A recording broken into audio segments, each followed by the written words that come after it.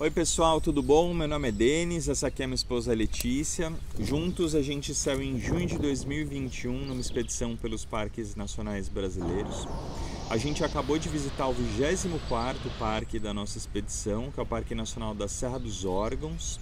É o terceiro parque nacional brasileiro, fundado em 1939. A gente tem como objetivo visitar todos os parques nacionais brasileiros direto.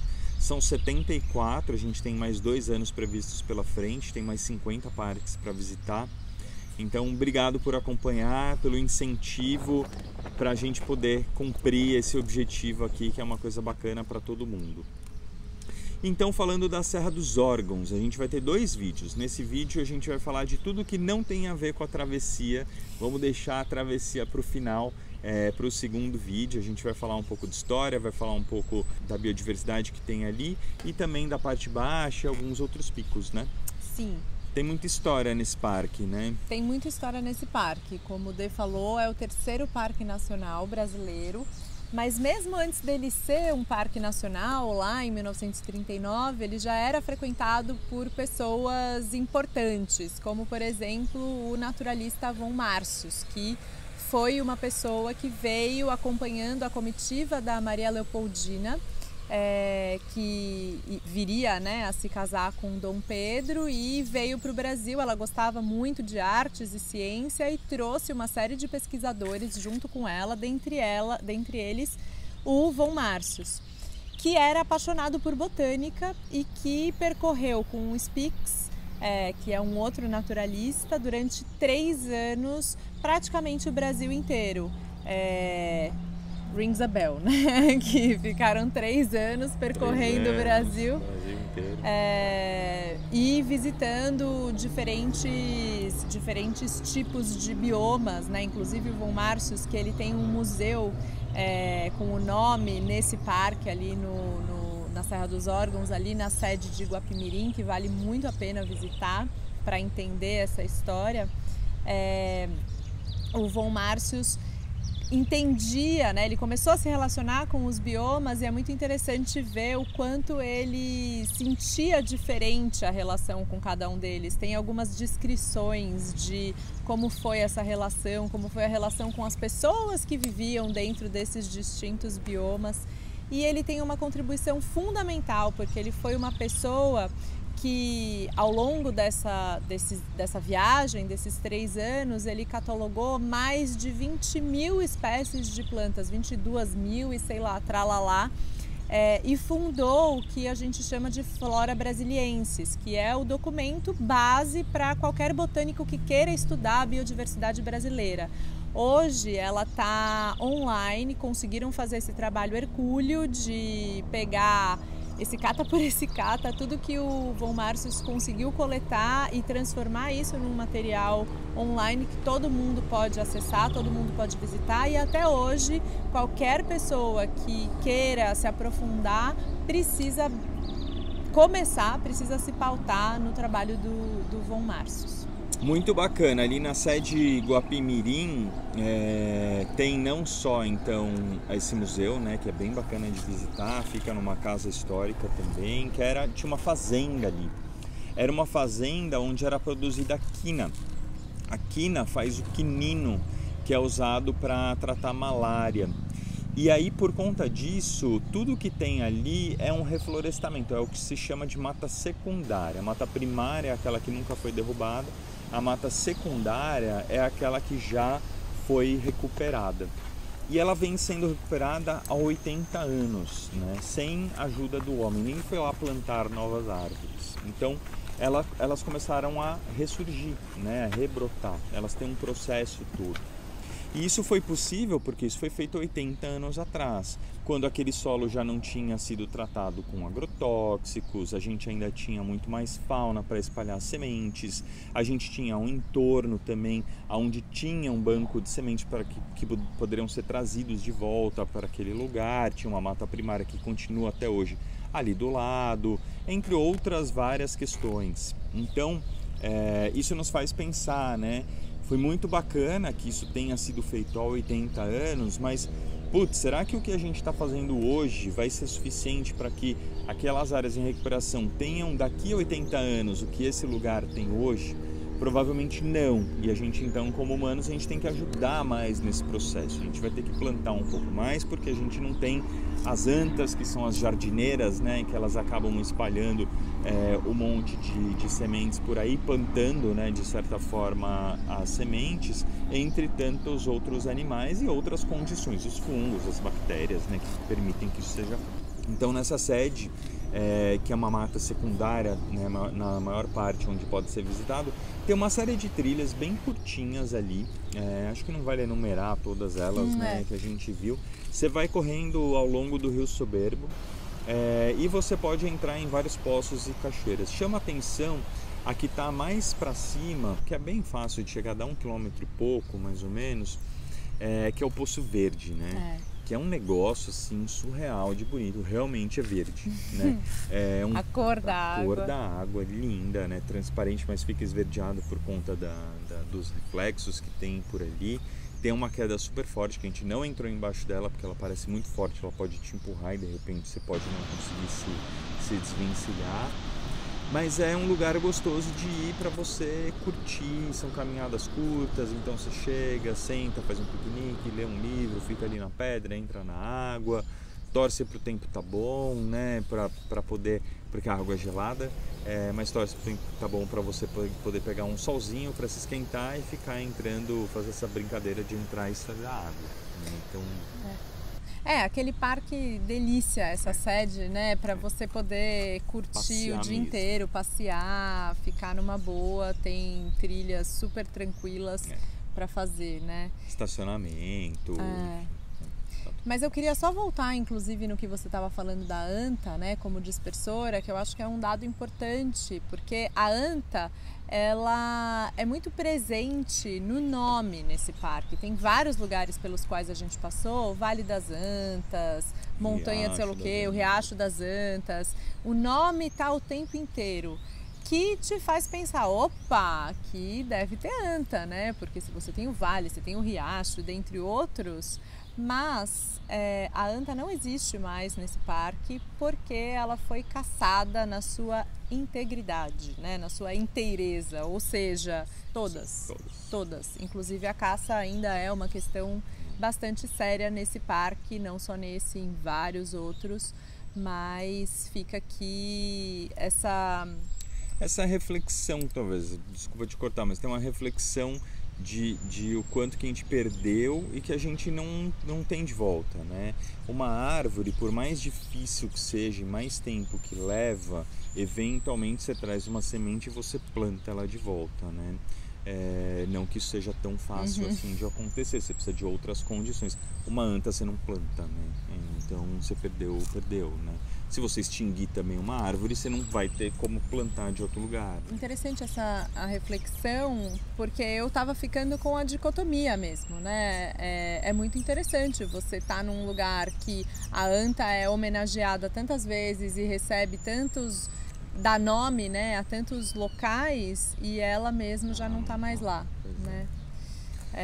Mas enfim, voltando aqui, a gente foi também na parte, vou chamar de parte baixa, né, do parque, ali na sede em Teresópolis, que também tem um centro de visitantes que vale a pena visitar. Super. Conta muito sobre as questões da formação geológica dessa área, sobre... Tem aquele mapa, né, em relevo, mapa de relevo 3D. Sim, com uma pessoa que te explica a respeito da área, que vai te contar o que você vai ver, aonde que está localizado, quais são as distâncias, os municípios ao redor do parque. Então vale muito a pena para você ter essa visão ampla, né, global do parque antes de visitá-lo. O lugar é uma delícia.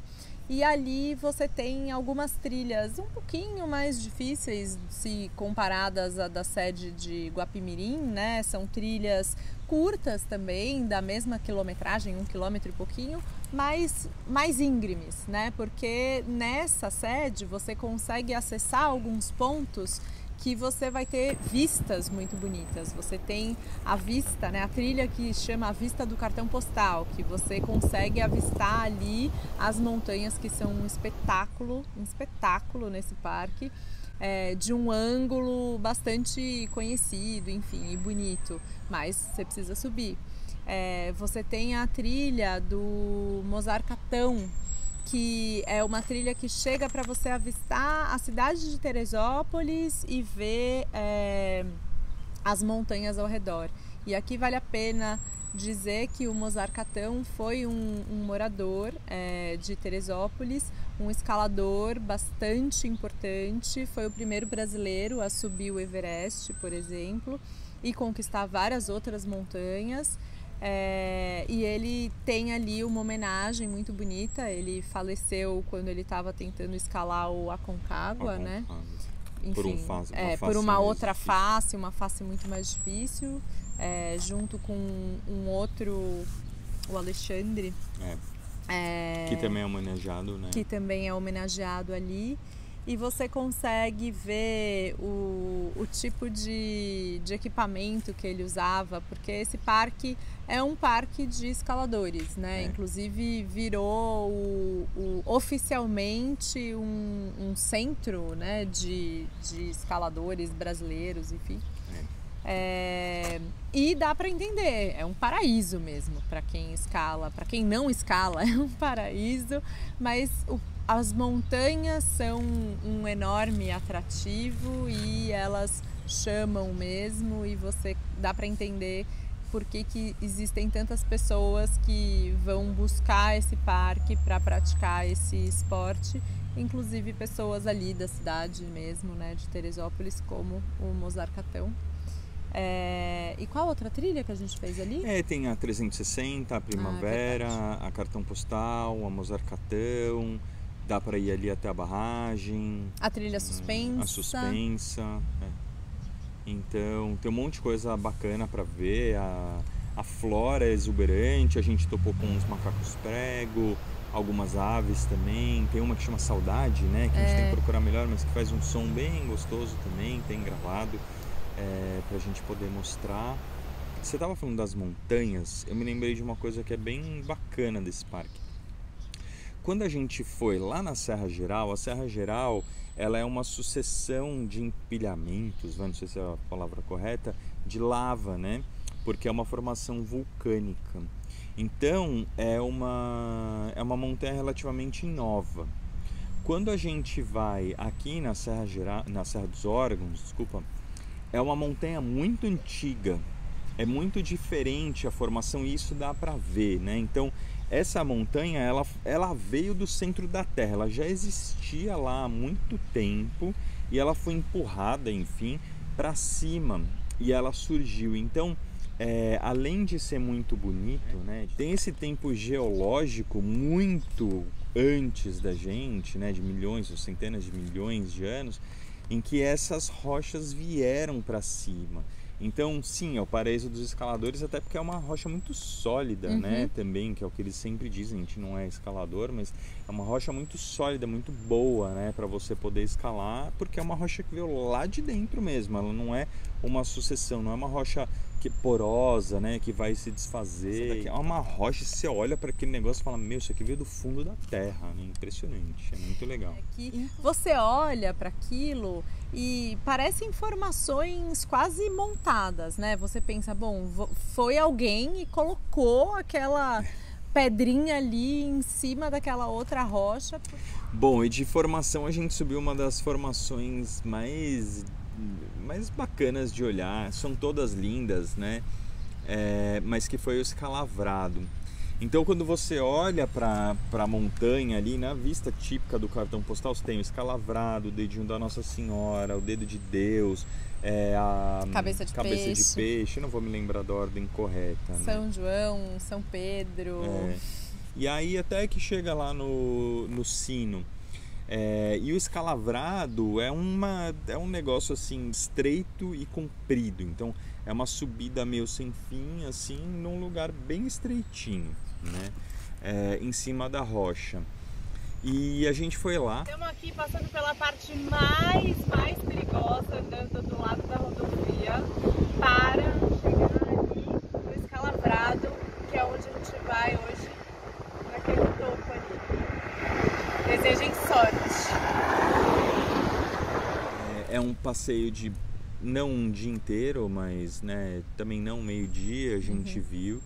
É difícil de subir, porque é íngreme pra caramba. É tipo você subir uma escada, né? 1,6 km de escada você subindo. Em alguns lugares você passa numa matinha, em alguns lugares você passa na rocha direto e que tem a rocha com umas ranhuras, e uns lugares não tem ranhura, né? Não tem assim um perigo iminente de você cair, desabar para um lado para o outro, mas dá uma sensação. Eu tenho medo de altura, a Lê não tem. E aí a gente chegou num lugar em que estava ventando muito, né? Então, para você subir, beleza, você sobe, mas aquela sensação do vento batendo ali, você fala, opa, pode ser que não dê certo. O psicológico já começa a jogar contra.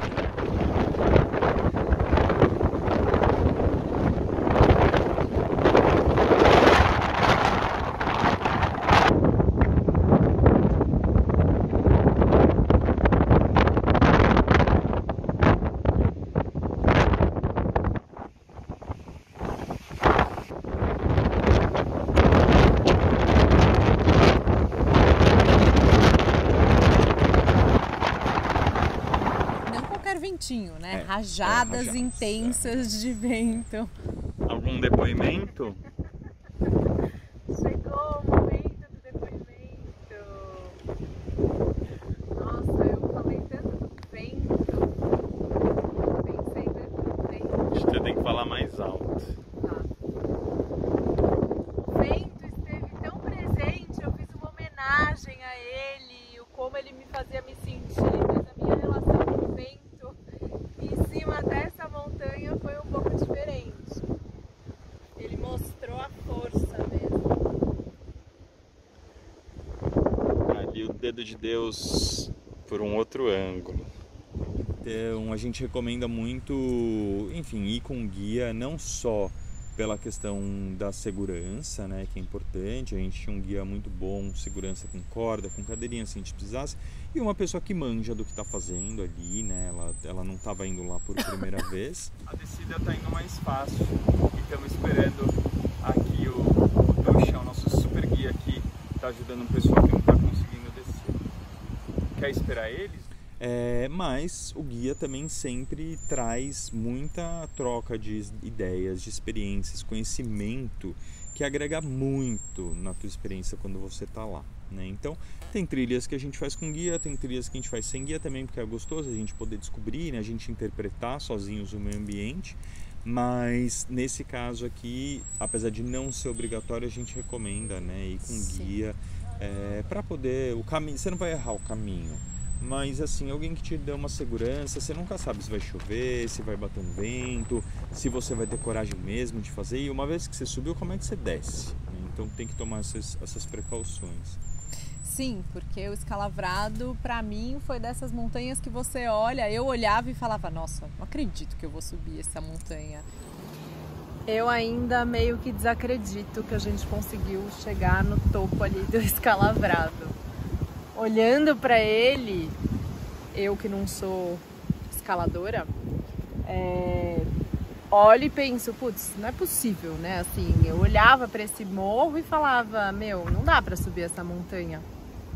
E o mais louco é que você acha um caminho, né? Tanto que a gente esteve lá. Mas assim, o mais impressionante é que aos pouquinhos você vai indo, você para de olhar para o todo, né? Você olhando daqui de longe, você não acredita, não parece viável, possível, pelo menos para mim, que seria essa montanha que a gente chegaria no cume. Como várias outras montanhas, na verdade, né? A gente esteve no topo de várias dessas montanhas aqui e olhando de baixo aqui parece que não dá, mas no caminho a gente encontra um jeito. É muito legal isso. E uma vez lá, beleza, né? Isso é muito interessante porque quando você está subindo faz sentido, né? Você encontra o caminho, você foca ali no um passo depois do outro, vai olhando para baixo e você encontra uma forma de subir. Mas mesmo depois que a gente desceu, que aliás descer essa visão, né, do abismo é muito fácil. Você enquanto está descendo está vendo o tempo inteiro o abismo, tanto de um lado quanto do outro. Então mexe bastante, né, com o psicológico, mas mesmo depois que a gente desceu eu olhava para ela e pensava, nossa, eu ainda não acredito que a gente subiu, né, assim, foi uma das maiores aventuras até hoje, né, nossa, e valeu muito a pena, uma delícia, é muito legal você ver de diferentes ângulos aquelas montanhas que a gente tinha visto lá de cima, tinha visto de frente, tinha visto de lado, enfim, o Dedo de Deus, que é uma montanha bastante icônica, a gente estava vendo ela de costas, né, a parte de trás dela, enfim, é sempre maravilhoso, independente do ângulo que você esteja vendo, mas foi uma experiência bastante intensa que valeu muito a pena, né? E tem o lance do desafio, né? Tem uns trechinhos em que você vai passando meio quase não escalando, né? Mas enfim, que tem aquelas coisas que os guias que são escaladores adoram. Falar, aqui tem um mão cheia, aqui você, né, pisa no copinho e não sei o quê. Que é bem legal também, né? De você fazer, se desafiar. Não é uma trilha para qualquer pessoa fazer, tem que estar com um psicológico bom. Eu mesmo chegou uma hora que eu quase parei, e aí eu pedi pro guia, ele estava indo, mas eu pedi para jogar a corda, né? Para passar a corda para eu poder subir. É uma questão psicológica, tem que realmente ir com calma e também saber seus limites, né? Não se expor além do que você acha que deve, não passar também por medo, para poder curtir, né? Acho que é isso, né, que a gente tem dessa parte do parque. A gente vai contar no próximo vídeo sobre a travessia, que a gente guardou para o final, porque realmente é um negócio surreal, assim. Mas, mesmo sem fazer a travessia, esse é um parque que fica aqui na nossa memória ainda como um parque que, nossa, é muito bacana de visitar.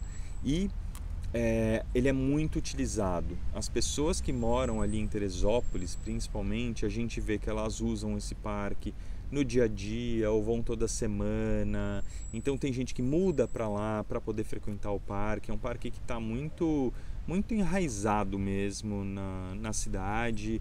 As pessoas olham para ele o tempo inteiro e as pessoas usam, o que é muito legal também.